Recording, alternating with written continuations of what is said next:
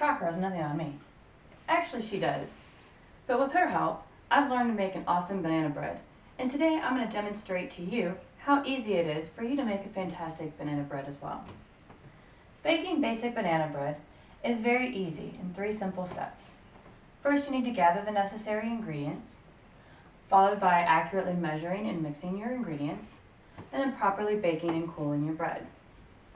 The first step, gathering the necessary ingredients. You'll need flour and sugar, eggs, vanilla, stick margarine, very ripe bananas, baking soda, salt, buttermilk. Buttermilk is one of your flexible ingredients. You can pick up a jug from your dairy aisle, or you can use the dry mix, and we're going to use a dry mix today. Bananas are the most important ingredient, the one that needs the most consideration. You need to use very ripe bananas. I've discovered that if you use the very ripe bananas, it develops a better banana flavor and a moist bread. If you end up using bananas that are not completely ripe, the bread will be a little bit on the dry side and heavier. Now that we've gathered our ingredients, it's time to properly mix and measure the rest of our ingredients. We'll start with the wet ingredients. In the interest of time, I've gone ahead and mixed 1 1/4 cup of sugar with a stick of softened margarine. You want to make sure that this is completely mixed and well blended. At this time, you'll add 2 eggs,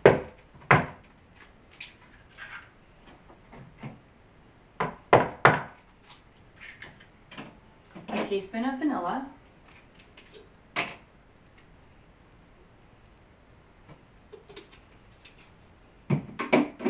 1 1/2 cups of mashed bananas.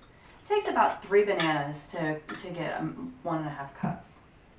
And 1/2 cup of water. This is for our replacement of buttermilk, which will put the dry buttermilk into our dry mixture.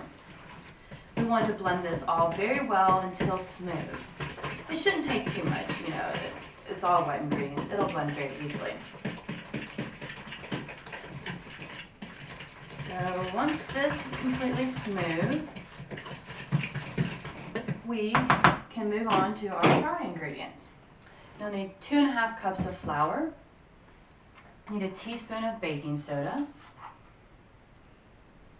a teaspoon of salt,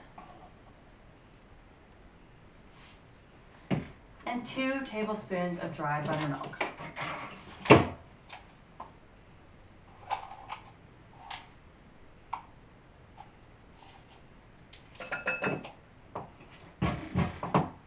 Mix these up very well, combining it all, make sure it's well mixed. Now you'll stir it into your wet mixture. When you mix these ingredients, you want to make sure that it's just moist. Don't overly stir your batter.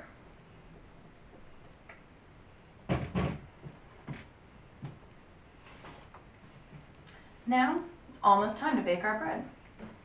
I want you to preheat your oven to 350 degrees. Center the center rack at the middle of the oven.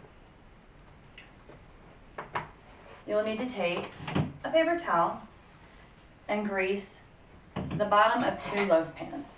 Just grease the bottoms. You don't need to grease the sides, because if you grease the sides, it won't allow the bread to rise. Okay, once you've greased the pan, I want you to split your batter evenly between the 2 pans and pop it in the oven for about an hour. Once it's in the oven, check it at about an hour, and if it comes out with a clean, stick a toothpick or a knife in the center and it comes out clean, it's all good to go. Take it out of the oven, cool it in the pan on a wire rack for about 10 minutes. After 10 minutes, take a knife, loosen the sides, and flip it over.